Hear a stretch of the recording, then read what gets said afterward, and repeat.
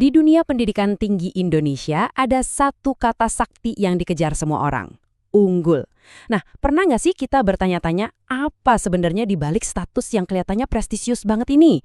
Ini bukan cuma soal reputasi atau gengsi loh. Ternyata ada sebuah cetak biru, semacam resep rahasia yang hari ini bakal kita bedah sama-sama. Oke, pertanyaannya mungkin kedengeran simple ya, tapi jawabannya itu kompleks dan terstruktur banget. Menjadi unggul itu bukan sekedar soal punya fasilitas mewah atau dosen yang namanya udah terkenal di mana-mana. Ada sebuah kerangka kerja yang super detail di baliknya. Dan inilah dia biang keladinya, dokumen DL8 dari Laimemba. Kalau dilihat sekilas mungkin kelihatannya cuma kayak tumpukan formulir birokrasi yang bikin pusing ya kan? Tapi jangan salah sangka, ini tuh cetak biru keunggulan. Bayangin deh, setiap kriteria di dalamnya itu kayak satu roda gigi kecil dalam mesin raksasa.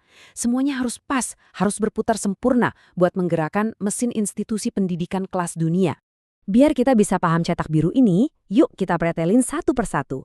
Kita mulai dari definisinya, lalu kita lihat fondasinya, terus kita intip siapa aja orang-orang di baliknya, gimana mesin operasionalnya berjalan, dan, nah ini yang paling penting, syarat-syarat mutlak yang sama sekali nggak bisa ditawar.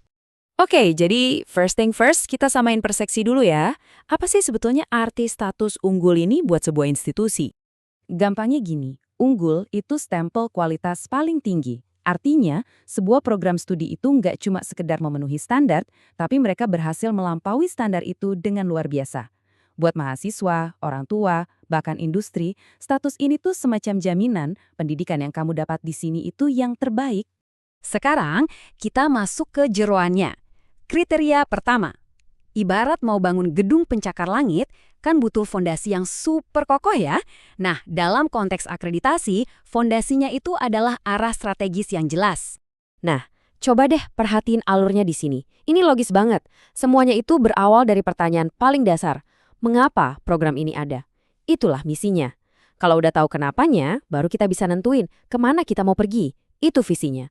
Terus biar jelas, dipecah lagi jadi apa aja yang harus dicapai. Itu tujuannya. Dan terakhir, bagaimana caranya sampai ke sana? Nah, itu baru strategi. Institusi yang unggul harus bisa nunjukin kalau 4 hal ini nyambung semua dan benar-benar dijalankan. Strategi sebagus apapun kan cuma jadi tulisan di kertas kalau nggak ada yang ngerjain, ya nggak? Nah, sekarang kita ngomongin nyawanya institusi. 2 pilar utama yang bikin semuanya jadi kenyataan, mahasiswanya dan para pengajarnya. Di sini kita lihat ada 2 sisi dari satu koin yang sama.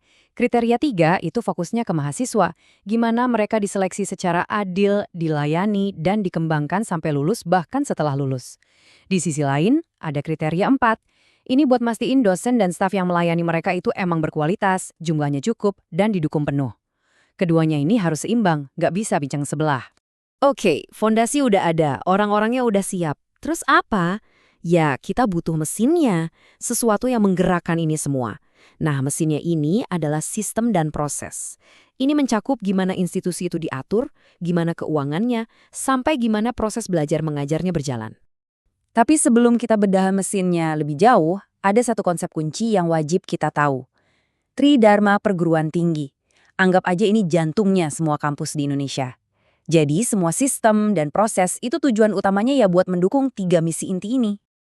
Dan slide ini ngerangkum semuanya dengan apik. Kriteria 2 itu soal aturan mainnya, biar semua berjalan efektif dan etis. Kriteria 5 itu ngurusin bahan bakar dan perkakasnya, mastiin uang dan fasilitasnya ada. Dan kriteria 6 serta 7 ini adalah hasil akhirnya, pendidikan yang mencerahkan, plus penelitian dan pengabdian yang beneran bermanfaat buat masyarakat luas. Sejauh ini kita udah lihat semua komponennya, kayaknya semua penting ya.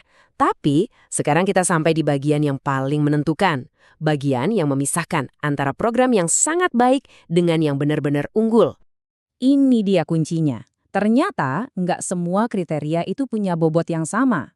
Di dalam dokumen ini ada beberapa indikator yang sifatnya mutlak. Nggak bisa ditawar. Anggap aja ini deal breaker-nya. Kalau di sini gagal, ya udah selesai. Nah, frasa inilah yang paling krusial. Kalau kita jeli, kita bisa lihat tanda bintang kecil ini tersebar di beberapa bagian dokumen. Tanda bintang ini menandakan sebuah syarat perlu.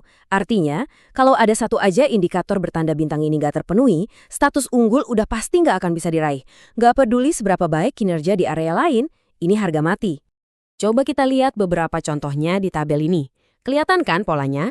Ini bukan soal fasilitas megah atau jumlah publikasi. Ini soal hal-hal fundamental. Pertanyaannya itu kayak, apakah visi dan misinya terbukti? Apakah sistem penjaminan mutunya beneran jalan? Apakah kurikulumnya relevan? Tanpa ini semua, yang lain-lain jadi nggak ada artinya. Tentu aja semua klaim ini harus dibuktikan. Prosesnya ada 2 tahap. Tahap pertama itu ujian di atas kertas, asesmen kecukupan. Semua dokumen dan bukti bakal diobrak-abrik dan diperiksa. Kalau lolos dari sini, baru masuk tahap kedua, asesmen lapangan. Asesornya bakal datang langsung ke kampus buat ngecek, bener nggak sih yang ditulis di kertas itu sesuai dengan kenyataan? Nggak ada tempat buat sembunyi. Pada akhirnya, setelah membedah semua detail ini, kita kembali ke pertanyaan mendasar. Apakah dokumen seperti DL08 ini cuma sekedar daftar periksa birokrasi yang rumit? Atau ini justru sebuah kerangka kerja yang kalau diikuti dengan sungguh-sungguh benar-benar bisa mendorong kualitas pendidikan kita ke tingkat yang lebih tinggi? Nah, itu pertanyaan yang bagus untuk kita renungkan bersama.